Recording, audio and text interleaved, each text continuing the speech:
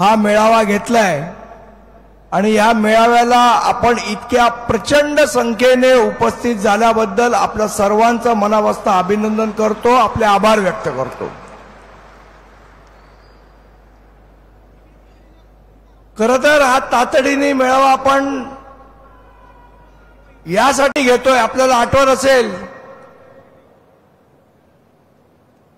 तर गेल्या 2-3 दिवसापूर्वीच आपण निवडणूक आयोगाचे जे अधिकारी आहेत, जे आयुक्त आहेत, त्यांची भेट घेतली होती। सन्माननीय राजसाहेब होते, श्री उद्धव ठाकरे होते, पवार साहेब होते, काँग्रेसचे नेते होते, बाळासाहेब थोरात होते। जेव्हा निवडणूक आयोगाची भेट घेतली त्यावेळेला आपल्या सर्व नेते मंडळींनी त्यांच्यावर जी प्रश्नाची सरबत्ती केली आणि त्यानंतर अधिकाऱ्यांची जी बोबडी वळली ते बघण्यासाठी आपण सगळे तिथे उपस्थित राहणं आवश्यक होतं। इतका अभ्यासपूर्ण त्या मतदार यादीची चिरफाड ही सन्मान्य राजसाहेबांनी ज्या पद्धतीने निवडणूक आयोगापुढे केली त्यांच्या तोंडातनं शब्द फुटत नव्हता। बांधवांनो, भगिनींनो, या मतदार यादीमध्ये प्रचंड प्रमाणात घोळ हा निर्माण केलेला आहे, हा झालेला नाहीये, हा घोळ निर्माण केलेला आहे। आणि यासाठीच आज या आपल्या सर्व बीएलएंना आपण इथे बोलवलंय। सन्माननीय राजसाहेब ठाकरे या संदर्भातलं सविस्तर मार्गदर्शन आपल्याला करतीलच, पण कशा पद्धतीने घोळ आहे याची 2-3 उदाहरणं मी आपल्याला सांगणार आहे।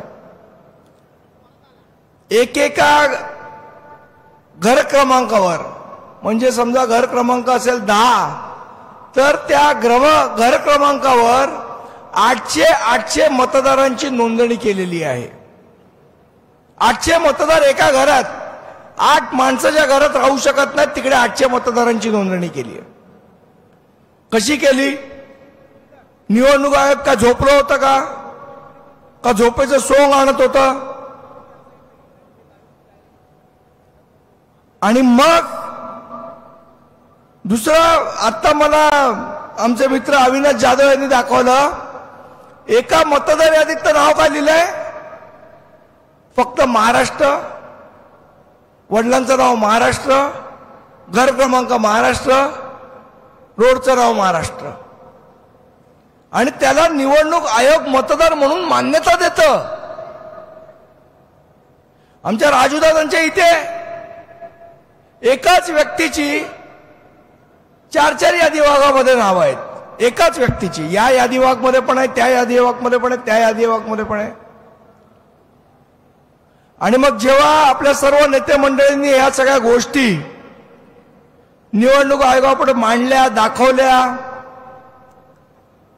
त्यावेळेला जाग आल्यानंतर जिल्हाधिकाऱ्यांना चौकशीचे आदेश दिले। पण माझा प्रश्न आहे, निवडणूक आयोगाला नुसते चौकशीचे आदेश देऊन या गोष्टी सुधारणार आहेत का? हे आपण सुधारू शकतो का?